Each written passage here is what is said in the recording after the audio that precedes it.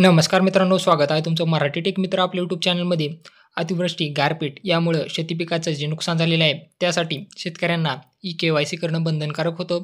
यामध्ये शेतकऱ्यांनी ई-के-वाय-सी पूर्ण केल्यानंतर शेतकऱ्यांच्या आधार संलग्न बँक खात्यामध्ये डी मार्फत हे पैसे वर्ग केले जातात, म्हणजे ट्रान्सफर केले जातात आणि हे पैसे आता ट्रान्सफर करण्याची सुरुवात झालेली आहे. परंतु जर तुम्ही ई-के-वाय-सी पूर्ण करूनही तुमचे अनुदानाचे पैसे तुमच्या बँक खात्यावर जमा झाले नसतील, तर याबद्दलचं स्टेटस कसं चेक करायचं याबद्दलची माहिती आपण या व्हिडिओमध्ये जाणून घेणार आहोत.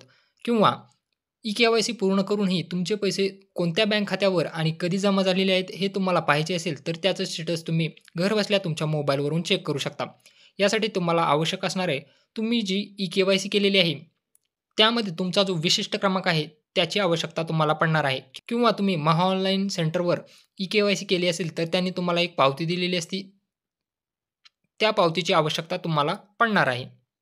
ई-के-वाय-सी पूर्ण केल्यानंतर तुम्हाला अशा प्रकारची एक रिसिप्ट दिली जाते. आधार प्रमाणीकरणाची पावती.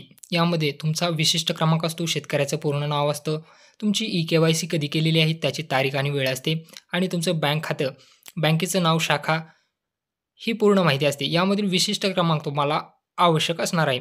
या विशिष्ट क्रमांकानेच तुम्ही तुमचं स्टेटस चेक करू शकता, की तुमचे पैसे जमा झाले की नाही आणि जर जमा झाले तर कोणत्या खात्यावर जमा झाले. यासाठी तुम्हाला हा विशिष्ट क्रमांक लागणार आहे. हा विशिष्ट क्रमांक तुम्हाला लिहून घ्यायचा आहे किंवा कॉपी करून घ्यायचा आहे.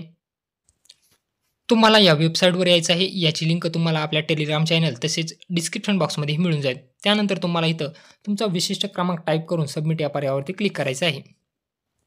सबमिट या बटनावरती क्लिक केल्यानंतर तुम्हाला विशिष्ट क्रमांक दाखवणार आहे, शेतकऱ्याचं नाव दाखवणार आहे, अकाउंट नंबर दाखवणार आहे, त्यानंतर डेट दाखवणार आहे, कोणत्या तारखेला तुमचे हे पैसे जमा झालेले आहेत, बँकेचं नाव दाखवणार आहे, कोणत्या बँकेमध्ये हे पैसे जमा झालेले आहेत, अमाउंट दाखवणार आहे आणि रिमार्क ही तुम्ही पाहू शकता. रिमार्क सक्सेस आहे आणि पेमेंट स्टेटस सक्सेस आहे. जर तुमची ई-के-वाय-सी पूर्ण केलेली असेल आणि तुमचे पैसे जमा झालेले नसतील नसतील तर तुम्हाला फक्त ई-के-वाय-सी कंप्लीटेड असं स्टेटस दाखवणार आहे.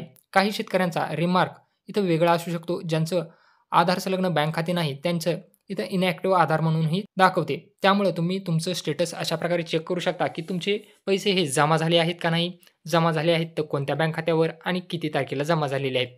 जर व्हिडिओ आवडला असेल तर चॅनलला नक्की सबस्क्राईब करा, व्हिडिओला लाईक करा. व्हिडिओ आवडला नसेल तर व्हिडिओला डिसलाईकही करू शकता.